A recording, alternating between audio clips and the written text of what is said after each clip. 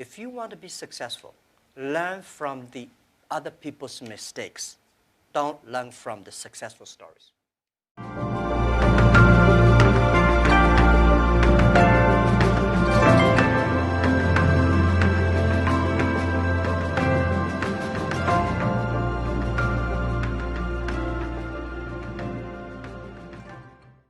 When I was a kid.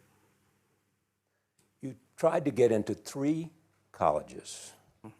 Each time they rejected you.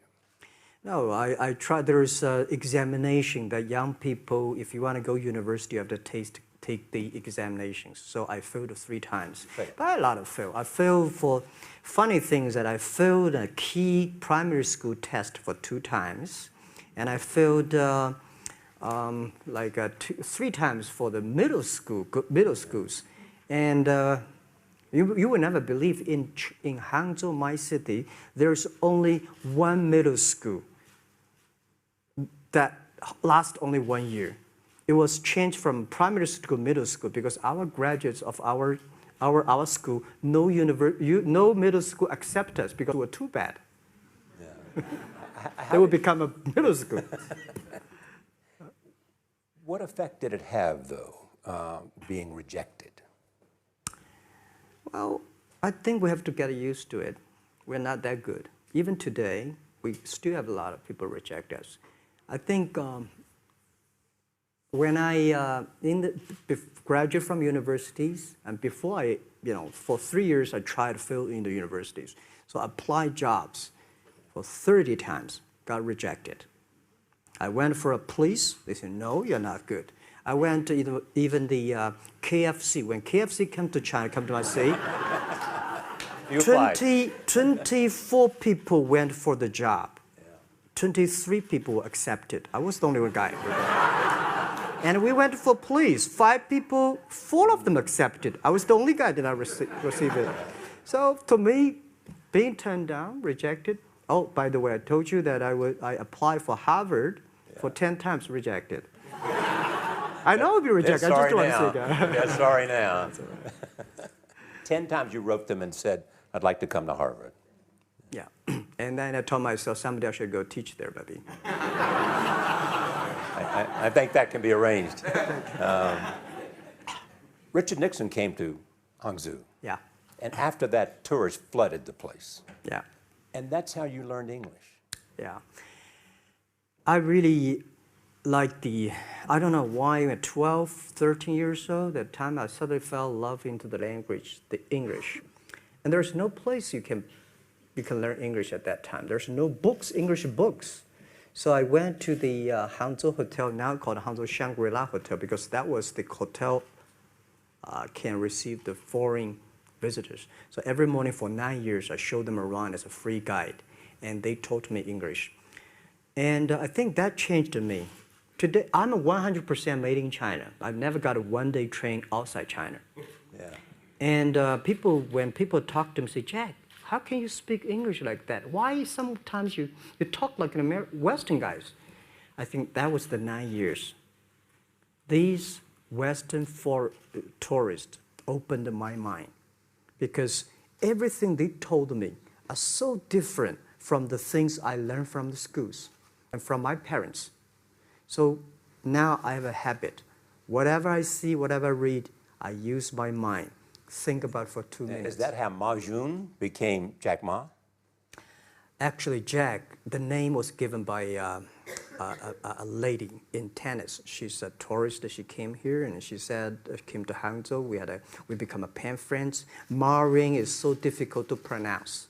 So she said, do you have an English name? I said, don't. So can you give me an English name? She said, okay. She said, my father called it Jack. My husband called Jack. What do you think about Jack? I said, good.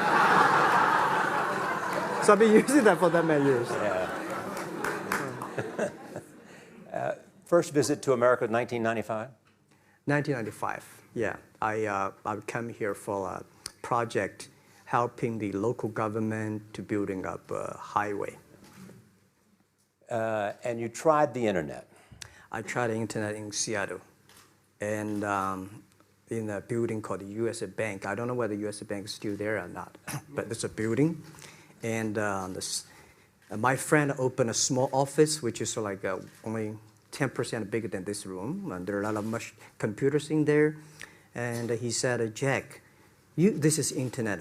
I asked, what is internet? He said, search whatever you want. At that time, they used Mosaic, very slow. Right? Yeah. And I said, I don't use it. I don't want to type because computer is so expensive in China. If I destroy it, yes, I cannot pay. He said, just to search it. So I searched the first word, beer. I don't know why, because it's easy to spell, baby. And I see beers from Germany, beers from USA, beers from Japan, but there's no beer from China. And I say, okay, type the second word is China. No data. Nothing. And I said, 1995, no data about China. So I talked to my friend, why not make something about China? So we made a small, very ugly looking page called China. It's something like I did a translation agency, we listed on there. It was so shocking.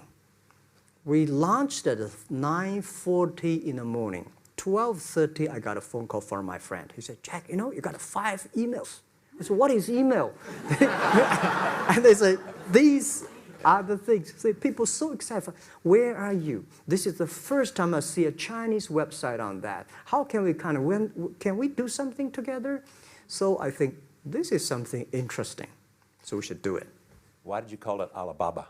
Alibaba? Well, when I started, I think internet is global. We should have a global name. And a name that, interesting, like at that time, the best name is Yahoo. Right, so I've been thinking for many days, suddenly thinking Alibaba is a good name. So I happened to be in San Francisco that day. I did have a lunch, and the waitress came. I asked her, do you know about Alibaba? She said, yes. I said, what is Alibaba? She said, Open Sesame. Good. So I went on the street, asked about 10, 20 people. They all know about Alibaba, 40 Thieves, and Open Sesame. And I think this is a good name. And start with A. Whatever you talk about, Alibaba is always top. Message that young people can take forward, please. Hi, my name is Iman. I'm a global shaper from the Jeddah Hub in Saudi Arabia.